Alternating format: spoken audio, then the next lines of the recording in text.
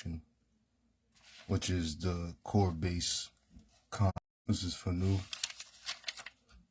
and today we'll be discussing the superposition, which is the core base concept, a part of the movement and putting everything together in atom and KRUMP.ATOM cubed, or just KRUMP.ATOM. So, the superposition definition: the action of placing one thing on or above another, especially so that they coincide.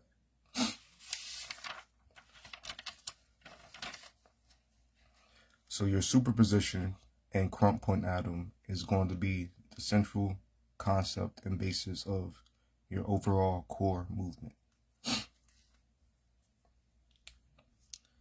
So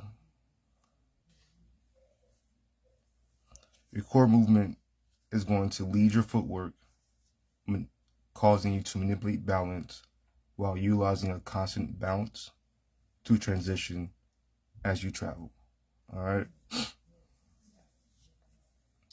The concept behind the superposition core work is utilizing a basis vector for texture space, and one direction a texture will be applied, in another direction another texture will be applied.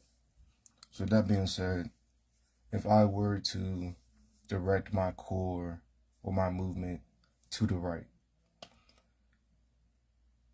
and I were to keep this concept throughout the gist of my round, every time I go to the right, I will decide to strobe or drag. While every time I go to the left or do things to the left of my vector, I'll do everything in a sustained heavy movement, right? It isn't limited to just left or right. Depending on your axis or center of gravity, this can go in all directions. But as long as you understand the concept, each direction is assigned a texture. It allows you to be present within your round and to create structure and order, so you'll never necessarily be out of your bag. All right. This will constantly keep everything together with this concept. This will keep you focused. This will keep you tapped in. This will allow you to build and to showcase yourself in a very proficient and efficient manner. So that is the superposition explained, plain, simple, black and white. I also think I associated the definition along with this video. So if that isn't enough for you, what I just explained verbally, you can always go and read that down there. And you also can hit me up and contact me. All right. So moving on from the superposition, or adding on to superposition, I'm going to give you two things to focus on while playing with this concept in the lab. One is your bounce is going to be considered your texture detector. Okay. And keep in mind that you can only really apply one single state for texture at a time. So as long as you know that and you stay mindful of that, you will never be moving too fast outside of yourself in order to get your round off. All right. So as a superposition, now we're going to go into a little bonus jump here. Something that I really enjoy exploring in the lab and in the field, and also one of my favorite things to observe from everybody in the community, which is rounds and people's stories. All right. These are some of the notes I have finally decided to translate from my mind onto paper for like the first time ever in my life. So I'm excited to share this with you, and I look forward to seeing how anybody who comes across this video can utilize this information and apply it for themselves. All right. So what is the basis of constructing a solid round and to have a system in play so you can always have a solid round? All right. So I'm going to give you this little outline and take what you can take from it, leave what you don't need. All right.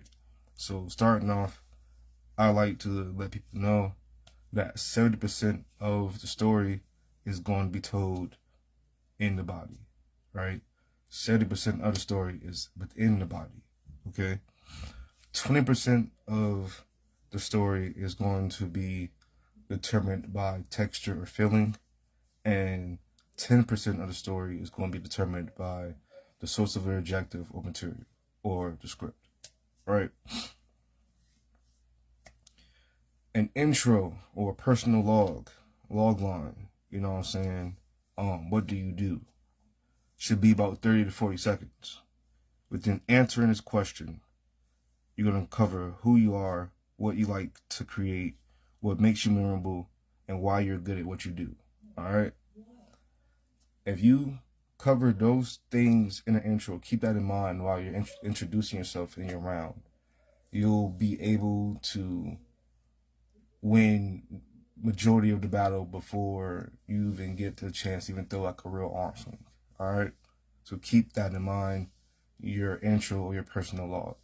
Second, or the meat of everything, you're going to have a personal A story or personal B story or personal C story. And if you're following, you're tracking, it's going to be personal A story round 1, personal B story round 2, personal C story round 3, right? In these personal blank stories, this should be 1 minute to 2 minutes long. So long as your personal log with your personal A story, you should be at about 1 minute 30 or 2 minutes 30. You know what I'm saying? Just about, or maybe even 1 minute 40, depending on how you do your intro, right? Enough around to do what you need to do, grab attention of the crowd, prove your point, get in, get out, leave a statement, create your vibe, do whatever, right? Here are some things you could do to help you realize your personal A story or your round. Know that this the question for this part is, so tell me about yourself. That's the question you're answering, right? And this question is answered in a chronological order where you are the protagonist, you are the hero, you are the main character, all right? You're going to emphasize what you overcame, right? So where you started, what you overcame, where you're currently at, and what you're going to do now that you are at this point in your life, right? You're going to emphasize your success, and you're going to emphasize what makes you memorable within this timeline, okay? Some keys to take away from this is don't be too personal, right? Don't make the audience feel sorry for yourself or stop to kind of just process everything that's going on, and pepper fun facts throughout your round, right? Be engaging, do it authentically as possible, and remember the story is about yourself, all right? Never put yourself down. In the midst of delivering your rounds or delivering your material, applying your texture, whatever, do these as statements, right? I was so fortunate, I was so thrilled, I was so excited. If you were to say, I was so fortunate that I could break your bones, granted the message is still within a bowed term, the delivery behind it will be able to hit on a certain frequency that be received better. Same with I was so thrilled to break your bones. Same concept. Or I was so excited to, again, break your bones. With these statements, you trigger a certain frequency or energy that allows to carry not only through yourself, but also the audience who's receiving it. Therefore, creating a vibe and an energy that's like a receptive AC generation type of deal. Energy goes out, energy comes in, and round goes crazy, all right? In order to effectively use those statements, read the room, don't be offensive. Know it's a battle, I know it's KRUMP, but you don't have to come off with offensive energy to deliver your statement, all right? Keep in mind that even if you are offensive to your opponent, offensive energy is still offensive energy, and that can still affect everybody who's present, okay? And also presentation precedes all. So be mindful how you conduct yourself within your attire will carry you on so much more into your round, all right? So think casual, you know what I'm saying, but professional, clean, but about your business, all right? KRUMP has his attire, has a dress code, but there's a way to have a attire and a presentation of yourself that's casual but professional, and it's clean, but it's about business, so you can get the job done. All right, and I'm gonna leave y'all with that.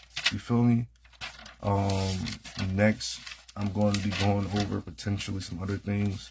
Let me dive back into more character development things and ways to package yourself to create your brand and bring it to motion. All right, so this is for new. Once again, this is KRUMP.ATOM, and I look forward to seeing you guys grow.